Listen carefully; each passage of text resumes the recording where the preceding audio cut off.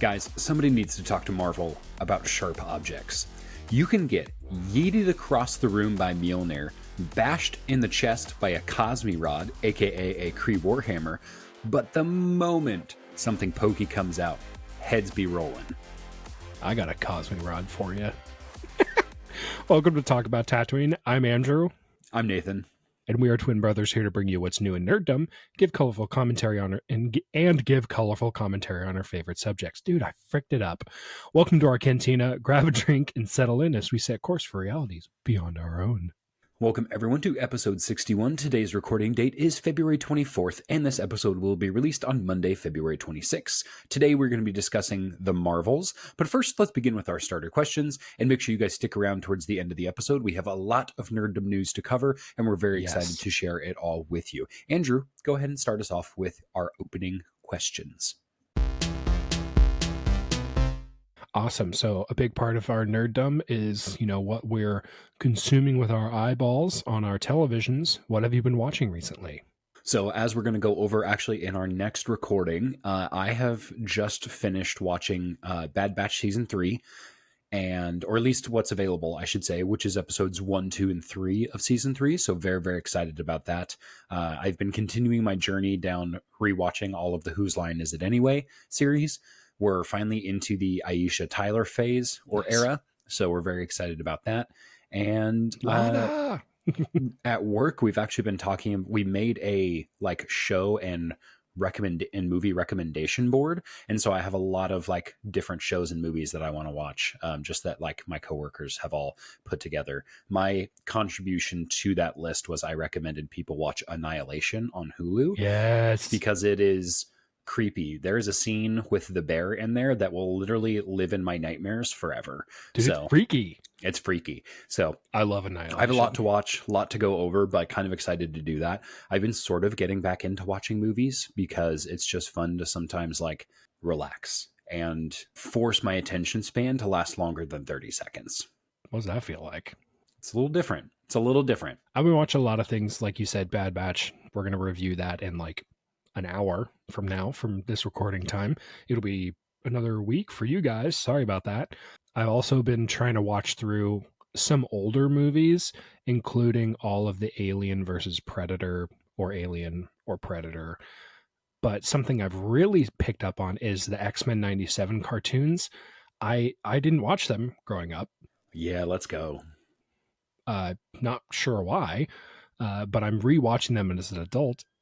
For being a pretty old cartoon, I do find it enjoyable. Definitely 100% absolutely animated by men. Yeah, y'all have seen those memes with Rogue, right? I'm like, come on, who drew this? Did a horny teenager write this? Cue the clip of Gene from Bob's Belchers going, "My pants feel funny." It is a lot of fun, though. It's always interesting to see what is considered TV 7 from almost 30 years ago. Yeah, that is true. The difference between people saying, do people get killed on screen, or does it cut away as soon as they get hit? Also, everyone shoots lasers. Tanks shoot lasers. U.S. troops holding guns that suspiciously look like German MP-44s?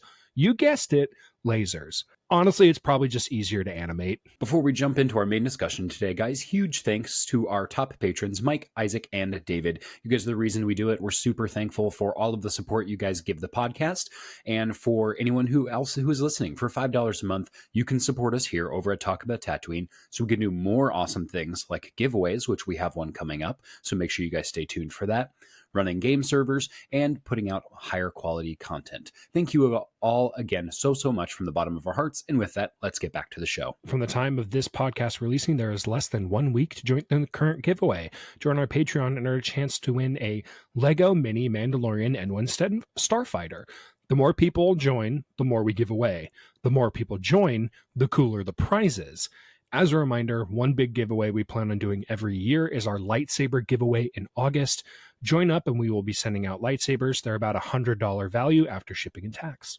And we sent out 3 this last year. That's the number to beat, people. But we need more people. There's other cool things about the Patreon too. Absolutely. Lightsabers is kind of a highlight. Before we get into our main discussion here, guys, just a quick spoiler warning for those of you who have not watched The Marvels, which is going to be our main discussion point today. But make sure to like, comment, and subscribe if you guys are watching on YouTube. Follow the podcast on Anchor, Spotify, or wherever you get your podcasts. This is your official spoiler warning, so if you haven't watched now is the time to eject. We see the return of our titular characters, Captain Marvel, Miss Marvel, and Captain Monica Rambeau, aka Spectrum, in the movie The Marvels. We see a physical link develop between these three characters that sort of entangles their light-based powers together so that when they use their powers, it teleports them through space and time. They basically swap places. Learning to work together, they face a threat to multiple worlds as a Kree warlord named Dar-Ben uses the power of a Cosmi Rod combined with the missing bangle to Kamala Khan's bangle to rip holes in space-time, creating wormholes that tear the natural resources from other planets to revitalize the Kree homeworld after they burnt it to the ground in a civil war. These three Marvels have come together to work as a team in order to get past their differences to defeat this new foe. Excellent, Andrew. Thank you for giving us that quick summary and retelling of what goes on in this movie. Let's go ahead and start off with our rating 1 out of 10. Andrew, go ahead and please lead us off.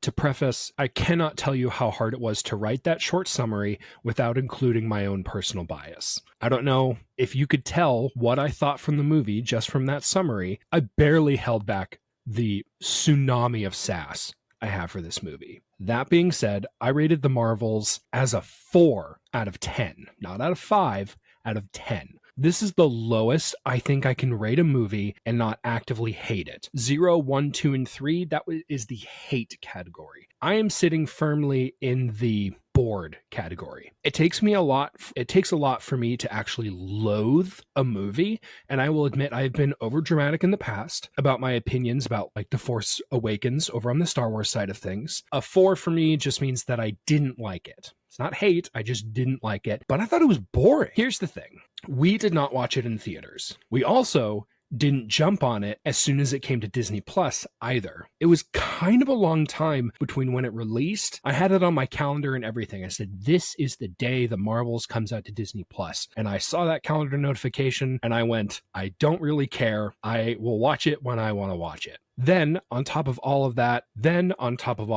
when we actually did sit down and watch it, when it came time for me to choose between staying up a little later than normal and finishing the movie or going to bed on time, I chose the sweet embrace of my very firm pillow. If that isn't enough, it also took us another couple days before we picked it up again and actually finish it. It was probably 3 or 4 days between when we started the movie, we took a break, and then finished the movie. It's not even like it's a long movie, but it was just so uninteresting. I was like, whatever. We'll finish it when we finish it. I will say I did sit down and watch it in one sitting, so I'm better than you. Thank you. So my rating 1 out of 10 is slightly lower than yours. And I should preface this with, I would not actively seek to watch this movie probably ever again. I give this a 3 out of 10. So I think between the two of us, it is going to score a 3.5 on average. This is a weird movie. It felt weird, and not in the Guardians of the Galaxy way weird, where it's like weird and quirky and kind of funny. It felt kind of forced. There were too many cats. I felt like that was kind of like a weird, what's the word? A weird hook for some audience members. They're like, look at all the kitties. And I'm like, no, this is just, it's weird. I didn't like the musical number. I was like, this is super strange. And for me, it really comes down to, and this is the stuff that usually breaks immersion for me. And I'm usually somebody who can believe anything. I'm very gullible when it comes to being entertained. The inconsistency of Captain Marvel's powers made it very hard to watch. It felt like there was a huge disservice to these characters, especially for the rising female audience that Marvel, Star Wars, and kind of like general nerddom has.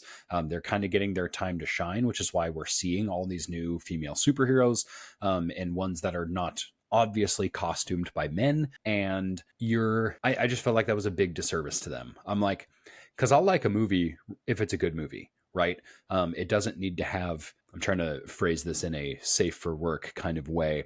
It doesn't have female characters who are dressed up like pinup superheroes. It's like, it just needs to be a good story, and I want the characters to be compelling. That's really all I'm here for. I felt like they missed it. I was upset with it. I felt like they didn't do enough work on Monica Rambeau as Spectrum. I was like, you like we have such a cool character here. She has really, really cool powers, but she's handicapped most of the movie because they have to learn how to like teleport back and forth, and they're like just going through. Also, how did they not die in some of these scenes when they're getting teleported and then like smashed into furniture and tables? I'm like, Kamala Khan is a human. Like she's got light-based powers, but there's nothing in her power set that inherently says, oh yeah, she can take a punch, right? Like she's a kid. And so it felt really weird for me. Like Captain Marvel like boxed with Thanos. Like she can take a hit. She's basically a walking infinity stone. Like it does make sense that she has that ability. But again, unless something sharp comes out, right? You're just like, I hope nobody has a butter knife. Yeah, I had a really hard time staying focused in this movie. I was like, I had to force myself to put my phone to the side because I was like, I could be playing Marvel Snap right now and having a better Marvel experience in 5 minutes than I would of this movie. It's interesting. So the sharp objects thing, it's like all of the Marvel superheroes have resistance to bludgeoning damage, but are very vulnerable to piercing damage. Yes. To put it in D&D terms. Yeah, because like Thanos like gets a moon dropped on him at one point or whatever, and it's just like absolutely getting slapped around. Like gets Yeah. blasted by lasers, which against lasers I guess don't do piercing damage. Who knows? Like Iron Man blasts him a bunch of times, but like the moment Stormbreaker comes out, Thor's like, "Hey, I just chopped his head off," Yeah. and that worked.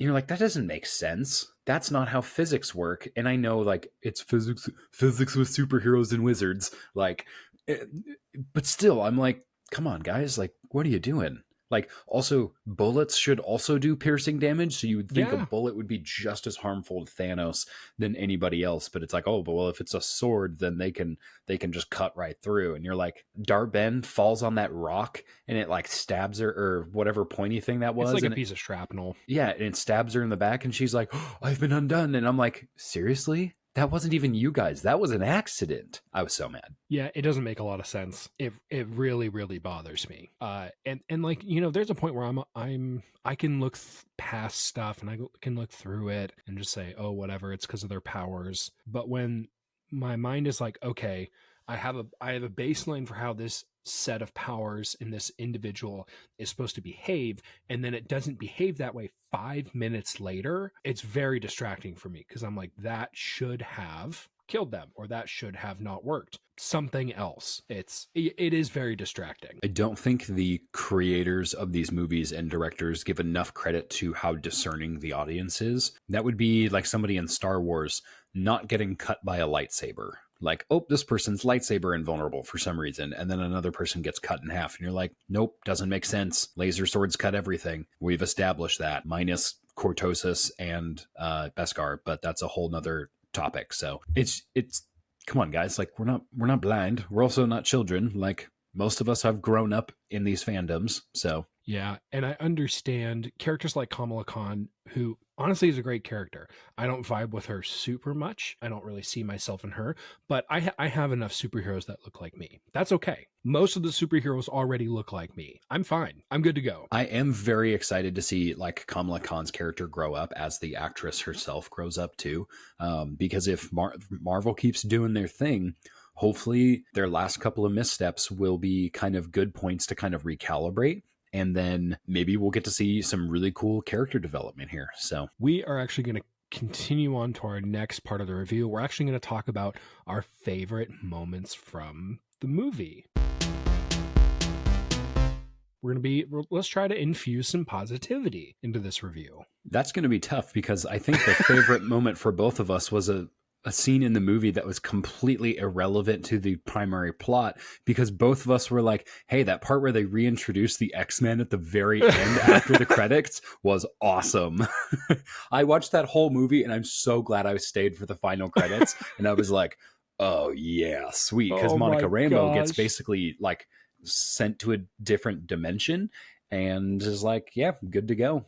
So I think the multiverse has very positive implications for where the story can go because since Infinity War and Endgame, excluding maybe like Spider-Man, I haven't really enjoyed a Marvel movie at the same scale as Infinity War and Endgame. And I understand it took like a really long time to like build up to that, but it was like Marvel, shot at shot, and then They have no more ideas, but they're like, well, we told people we were going to make more movies, so we'll make more movies, but we don't really know where we're going. Those new cinematic timelines that they give out don't seem to hit as hard as they used to. No, it's like, I don't care about any of these characters. And like Kang the Conqueror 1 is gone now because Jonathan Majors is he in jail now? I am not sure what his current status is. But I mean, he got canned from Marvel. So the Kang Dynasty, Avengers Kang Dynasty, that's done. That's not going to happen.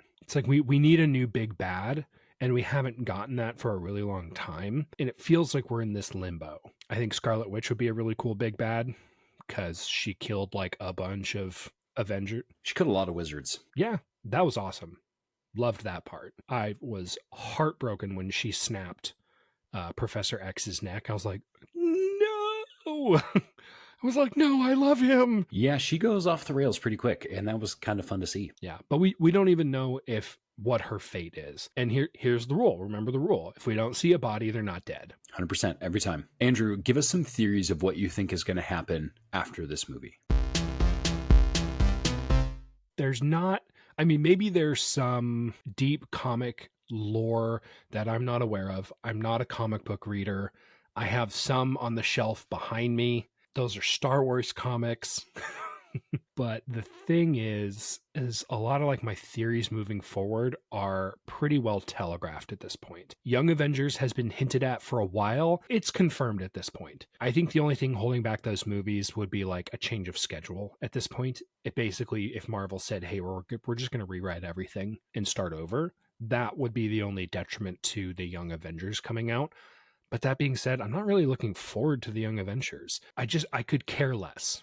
I'm like, I don't really care about Kate Bishop. She's sort of interesting. Out of all of the Young Avengers, Kamala Khan is easily the most interesting because her powers are very powerful and very cosmic in nature. We don't really know what's going on there.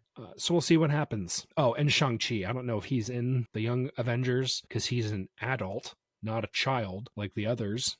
Yeah, they're all similar in age, but yeah, Simu Liu's character would definitely be the oldest. Honestly, my predictions are very similar to yours. I think we're going to see something along the Young Avengers 2.0, or whatever they want to be called. If not that, maybe we're going to see the Marvel or the MCU do a reset. I don't know. I strongly think they need to do a thematic reset. Some sort of apocalyptic event that destroys the Earth 616, and maybe a few Avengers escape to another reality. I think that's what needs to happen. Galactus. That would be awesome, because then we talked a lot about in the What If Ultron 1, he immediately started going to different multiverses and just offing them one by one. And you're like, oh shoot. Once you see that your favorite characters have the chance of dying, the movie becomes more interesting. The stakes need to be higher. 100%. Next up, we're moving into the lore portion of today's episode. I honestly did not end up writing out too much for this because I was also sick when I was writing this, and I think I passed out at this point. In some of your notes, you actually call out Spectrum by her name. Can you talk to us a little bit about that? This actually kind of dips into probably one of my least favorite parts of the movie, minus the inconsistency of Captain Marvel's powers. So I'll jump ahead just really quick. Spectrum never gets officially named in this movie. And that really bothers me because Kamala Khan spends quite a few scenes actually going through and like throwing out different names. And she says Spectrum at one point, but it's like Spectrum, Captain Spectrum, and a bunch of other stuff. And she just like keeps going and they never solidify on her name. Mm-hmm. And that really bothers me because as somebody who has not read the comic books but plays games like Marvel Snap, I knew Spectrum was already called Spectrum. That was not a mystery to me. I already knew that. But to everyone else, especially if somebody's like new to the franchise, they're like, hey, we've got Captain Marvel, Miss Marvel, and then Monica Rambeau. Like, why does she not have a code name? They might not know her code name unless they wait until the end of the movie, watch the credits, and you're like, hey, do them fan service. It is 2 seconds of audio and say, like, as she's going through those names, just say, blah, blah, blah, blah, blah, blah. Oh, yeah, Spectrum. And she's like, oh, yeah, I like Spectrum. Let's go with that. And then they move on. That's it. Like, it takes no extra time from the movie, and it does just that little bit of fan service. I wish they would have done it. Her code name is Spectrum. And it drives me nuts that they didn't actually cement that in there, because that's such a rookie mistake. That is all. Yeah, I don't know why they couldn't solidify it. Because, yeah, the only reason I know Spectrum's name is because I play Marvel Snap. It's the only reason. It's the only reason. Yep, pretty much. So I have a couple lore questions that were pretty unclear to me watching this movie, and a lot of it has to do with power scaling. So it's some pretty specific examples. And we're probably going to talk about, I'm going to move my first point to my third point because we're going to talk about it a lot. So I'll start with number 2. The Cosmi-Rod, the Kree Warhammer, should not be as powerful as it is. This is a very inconsistent weapon. So the first time we see it is in Guardians of the Galaxy, and in that movie, the Guardians blow the first one up with an RPG when it was powered by an Infinity Stone. So I feel like it should have been easily destroyed after Captain Marvel, blocks it with her wrists or something. She should have been able to just punch the head off the hammer and be like, oh, it looks like your weapon's gone. But instead, it like yeets her up into the atmosphere of one of the planets they're trying to save. I'm like, I feel like she could have just stood her ground and just tanked that hit and watch it just like shatter over her. Because she can fly through spaceships, right? Yeah. Like, so if she can fly through the hardened hull of Thanos' battleship, a hammer does nothing. It doesn't make any sense. And it's not even like, oh, there was this obscure reference in the comics where the Cosmi-Rod, dumb name, where the Cosmi-Rod like is X and Y powerful, but it's like, no, these are examples in the films. So this is like direct source canon. This is how powerful the Cosmi-Rod should be, and they're like, no, we're not going to reference, we're not going to watch Guardians again just so we have a good baseline of what we can and can't choreograph in the combat. And they're like, no, we're just going to do whatever we want. And if I'm being frank, half-assed the choreography, the fight choreography. It was very poor. The dance choreography was fine. I don't know anything about dance. I don't look like a dancer. You can judge a book on its cover on that and be pretty confident. I am not a dancer. One other thing I wanted to point out, so I'm going to switch gears on my little rant here, is I thought Miss Marvel's powers were from her bangle. So I did not rewatch Miss Marvel before watching this video or writing this review, but I thought she had to be wearing the bangle to use her powers. And in the movie, her bangle gets taken by what's her face, Dar-Ben, and she's still able to use her powers. And I even looked over at my wife. I was like, I thought her bangle gave her the powers. And my wife, who is much less crazy about this stuff than I am, like, agrees. She's like, yeah, actually, that's really confusing. And I was like, thank you. Yeah, that I didn't notice that, and that is a very good point. Immediately, I was like, because as soon as she lost her bangle, I was like, oh, she's out of the fight. And then she keeps, on using her powers. And I'm like, what? I was like, that doesn't make any sense. What did he do? What? What did he say? So moving on to our least favorite parts. I mean, I already kind of went over mine. Was really just the inconsistency with the powers and the naming conventions. Andrew, go ahead and take this one away.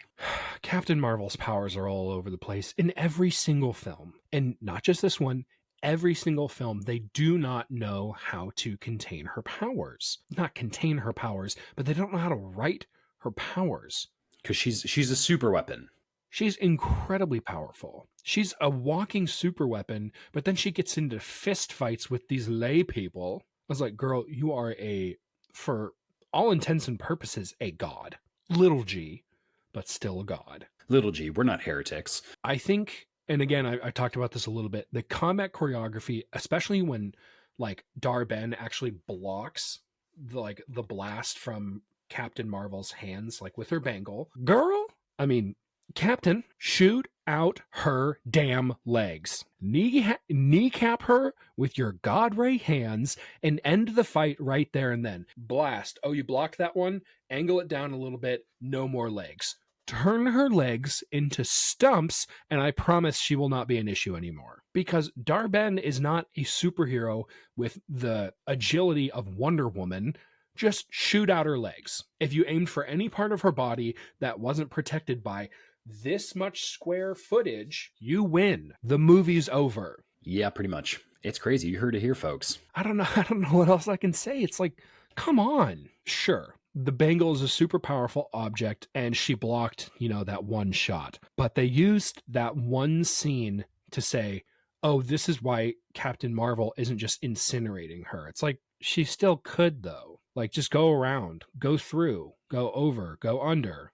Just aim anywhere else where her one arm isn't, and you got her dead to rights. Really took me out of it. And I mean, watching the combat, I try to start my reviews relatively high. Basically, I start any movie at a 10 and I start going down from there. And then I start, hey, I liked that. Let's go back up. I didn't like that. Let's go back down. It was just like knock after knock after knock. I'm just like, I don't care. I don't care. I'm like, clearly they're going to win. And like Monica's sacrifice seemed dumb. Why did she have to fly to the other side of the rift? I don't know. Like, why couldn't she have fixed the rift from her side? Did that make any sense to anybody? No, it didn't make any sense. I'm like, those were not directional. There was no precedent in there that said, hey, I need to go to the other side of this rift to fix this. You're like, you just flew through it like an idiot and you put yourself into that other world. And I was like, they kind of shoehorned that in there. So I actually have another pretty big gripe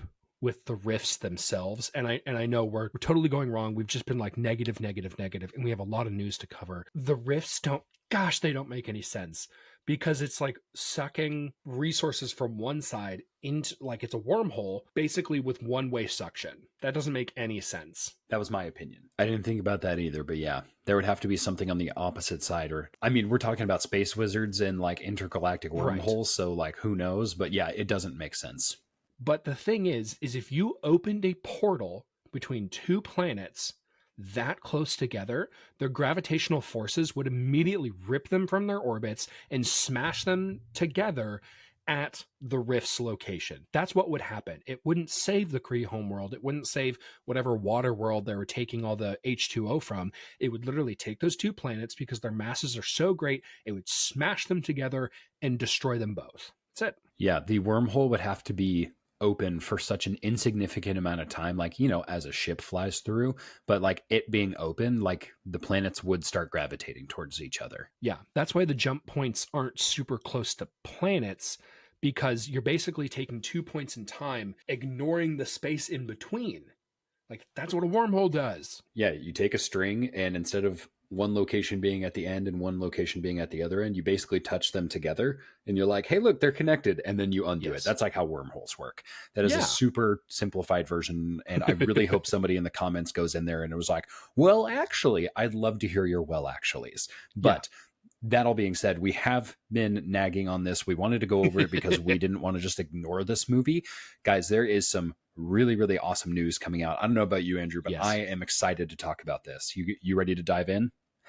Dude, this is this is the portion of the episode I'm actually really, really excited for. Dude, go ahead and get us started on that first point. Dude, Helldivers 2 has been crushing it, has exploded onto my social feeds.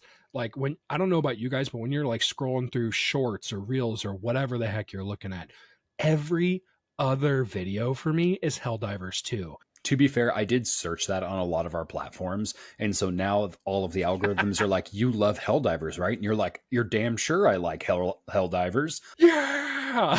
Democracy for Super Earth. Democracy! I don't even have a PlayStation. Let's go. Oh, it looks so cool. And like the gaming community is like has totally rallied around this game. People are like, oh, the console wars are over. It's like, first off, no, they're not. Definitely not. There are executives laughing in their money baths right now because they're like, oh yeah, the console wars are over, right? And you're like, no, they're not. Like, look at these friggin' idiots. No, I hate the idea of the console wars, especially when we were much, much younger in like junior high and high school. You would like hate people who didn't have the same console as you. I don't know where that comes from. Well, I mean, we played Xbox And PlayStation people were just inferior people. That was the thought. You were like, oh, you're just a bad person.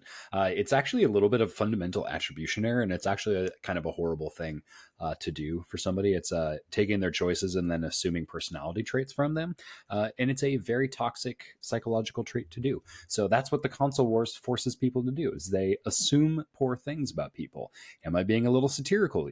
But yes, some people do take it pretty far. So be nice to each other. And man, just bring Helldivers to Xbox. And let the PlayStation people play Halo. Yeah, honestly, like I'm trying to tone down my 1 hour rant to like a 2-minute rant. Okay. Are the console wars over? Well, no. Hear me out. I think we need to have a little bit of a come to Jesus moment and face the reality of the situation. Helldivers 2 was developed by Arrowhead Game Studios, but here's the kicker. It was published by Sony. Sony and Microsoft hate each other. And because companies will always choose profits over the actual wants of their player base, I don't see Helldivers coming to Xbox. Unless there's a solid economic model for them making buku bucks. Yes. There is a very strong precedent on console exclusives driving business towards those console sales, as well as actual game sales, because the PlayStation and the Xbox are the foundation of the economic model for these two publishers. You can't sell people games or hook them on your online gaming service without the possession of the console. So I get it. I get why the console wars are never going to end, because they figured out a system to get people to invest in their specific console. So this is also why consoles have a very low return on investment, if any at all, because they need players. And you can't just go down. You have the additional problem is you can't have just one console, because then we get into monopoly issues, and companies can't be trusted with the sole propriety of a gaming console, because we know from past and human behavior in general that people will always let you down, and they will be like, oh, well, there's only one console. Guess what? They're all $1,000 now. And you're like, cool, we've made it worse for everybody. So, and that's one of their excuses. They're like, well, you wouldn't want us to monopolize it, would you? And you're like, you're weaponizing your own greed and incompetence. Very rude, but that's what it is. Welcome to the world. Of course, the real winners are PC players who end up shelling out 3 to 4 times the amount on their PC as a console, but they get to play any game they want. Honestly, it kind of makes a lot of sense though, because FOMO is a real effective driver to video game sales. This is why we've seen year after year companies like Nvidia do so well. They just got valuated. I don't know what the freaking word is. They're worth $2 trillion. Good thing I have like $25 of Nvidia stock. I can't wait to see how much my Nvidia stock goes up. Dude, it has gone up quite a bit, but I don't have the capital to make real gains off that. So yeah, I feel ya. And they like literally couldn't keep their products on their shelves for a long time. Like the 3000 series cards were like destroying the market for a little bit, because people were like scalping them and selling them for more than like what my car is worth. Yeah, wild. Jeez Louise, guys. Oh my gosh. But that's kind of all I had to say about Helldivers. It looks awesome. If we are able to get in on Helldivers 2 content, we will get in on it. We will stream it, and there's going to be a lot of friendly fire. Boy, howdy. Dude, Nathan and I really like killing each other. It's quite fun. It's so fun. You should see us play Halo. It's very fun. Danger close. How much time do I have? You don't have any. None. 0 time. Boom, boom, boom, boom. For democracy. Thank you for serving Super Earth. Why did you say it like that? Boom. All the reels are totally unhinged. We're also seeing a high spike in interest with other games as well that are really taking the world by storm right now. So Pal World being another one. However, we are getting, if you don't know what Pal World is, it is Pokemon with guns. And that is really the simplest way at defining that. And Nintendo is not happy. There's a decent amount of IP infringement going on right now. And so I haven't heard any updates, but I know Nintendo is trying to take a case against Pal World for copyright infringement. So we will see how it goes. I don't think they have a case here. I don't either. It's not Pokemon. Just because something is similar, it has its totally own game, like own gameplay. Like It reminds me a decent amount of Fortnite because there's a lot of crafting involved. Like there's so many different game elements. Like to say that it was, oh well, this is just like this is just Pokemon with guns, and it's like Pokemon doesn't have guns. So the fact that you're trying to make that argument, it's like, hey, well, there's guns, and people have gotten away with less. And here's the thing, really the only thing they're infringing on is the idea of the whole pocket monsters thing. Everything else is totally unique. They're not, I mean, maybe they are ripping off like some of the designs, but that's hard to prove in court because at the very base of it, that's just art. And like it's hard to get copyright infringement lawsuits to go through on what is essentially artistic expression. Yeah. So I don't see a lawsuit going super well for them. Not 100% sure if we'll stream Pal World. It looks really cool. It's also pretty buggy. Yeah, I've heard it's pretty buggy. We'll keep you posted if we hear anything, but if we don't, it's probably not much that's going to happen there. 2 different pieces of Star Wars news. We are a Star Wars named channel. We sometimes like to talk about Star Wars. Yes, we do. Dark Forces got a remaster. That is out now. You can play that. We hope to be able to play that on stream at some point as well. Additionally, Star Wars Classic Battlefront and Classic Battlefront 2 is also getting a remaster. This is coming in March, so pretty soon. They just announced it. I think they first announced it at the last Nintendo Direct that happened like a week ago, but it's coming out to all consoles, right? I think so. So, and things that are coming back with that is going to be the 64-player multiplayer, so it's going to be huge. Might have to check this out. I'm a little hesitant as to maybe the staying power of this because the modern Battlefront 2 had amazing gameplay. It had a lot of other pretty critical issues with the game, like a campaign that sucked and the loot boxes were trash right at the open. But the level of support and how much of a 180 they did to support their player base after we essentially rioted online to say, you're doing bad by your game. And they're like, you're right, we will change. And they did, and I played the crap out of it. Love that game. I'm super excited about that, so it's going to be a very, very good time. You guys can also see us playing quite a few kind of these more retro titles. We're doing a little bit of kind of like a retro streak over on Twitch. So recently, Andrew, you were streaming ODST. We're actually going to be doing a game review next episode, or in a few episodes, on games that we consider retro, but not like actual retro games. So I know that might offend people who are like in their 40s and 50s, and they're like, I play Pong, and I'm like, we're talking about like retro to what is current. Games that are probably over 10 years old, so, or well over 10 years old at this point. So that's kind of where we're coming from. I played all the way through ODST campaign in one day, so that was fun. I didn't do it on Twitch though. I was sick, so I wasn't able to do that. Yeah, gross. So sorry about the yawn. And we are really close to becoming affiliates. So make sure you guys join us over on Twitch at Talk About Tatooine. Totally free to watch. We usually are being silly and having a good time. Yep. We would really appreciate it. For sure. Another game that has just been ported over to console that we're really excited about is Warhammer Chaos Gate Demon Hunters. An unnecessarily long title, but I am going to get my hands on this one and hopefully stream it. That is going to be, again, from my console. So it'll be... depending if we're streaming from console, you can kind of tell because we don't have our Twitch overlay and we don't have our cameras on. And if we're streaming from PC, we do have that stuff. So that's how you can tell which device we're streaming from, because we don't have like capture cards, and like my Xbox is not even in my office. It's in a completely different area of the house. Maybe I'll just get a second Xbox. I don't know. That game has gotten a lot of awards. You play as Grey Knights. It's a turn-based, sort of like XCOM, but it's Warhammer. It looks really fun. It looks like an interesting single-player game that I definitely want to get my hands on. Hoping to stream that here soon as well. Another piece of news that we have, if you have gone out and seen Madam Web, I am sorry, because it totally tanked. I'm not going to spend my money on this. I know you're not going to be spending your money to see this in theaters. We'll see it when it comes to Disney Plus.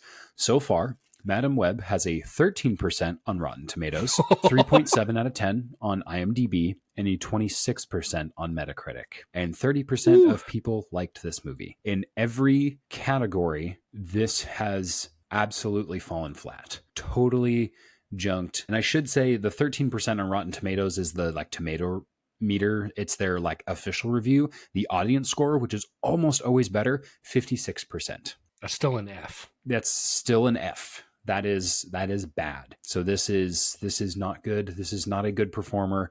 Some people are I'm even seeing memes that people are like, oh, I guess Marvel's just trying to shoot itself in the foot so they can really force that reboot. So we're seeing some bad movies come out.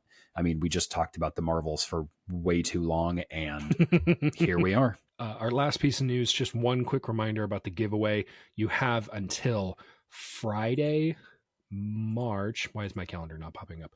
Friday, March 1st at 2 p.m. Pacific Standard Time, or Pacific Daylight Time, the West Coast of the United States, that time zone. You have until 2 p.m. to join our Patreon. It's only $5 a month. It's very cheap. You get a lot of cool things. And if you join, you will be entered for the giveaway. We are prioritizing newer members of our Patreon for the giveaways. Right now, our Patreon community is really small, and we're kind of saying to the people who have won more than one of our giveaways. Let's just say most of our patrons have lightsabers right now. We love you guys. we love you guys. Your support has been immense, and I'm pretty sure we have sent you more gifts most of you more gifts at this point than you have sent us money. We're not great businessmen, but we're having a lot of fun. Anyway, join the Patreon.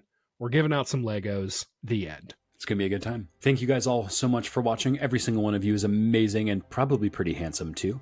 Leave us your theories in the comments. Share pictures of your models if you guys are Warhammer 40k fans, or if you guys are building Lego. We'd love to see some of those as well.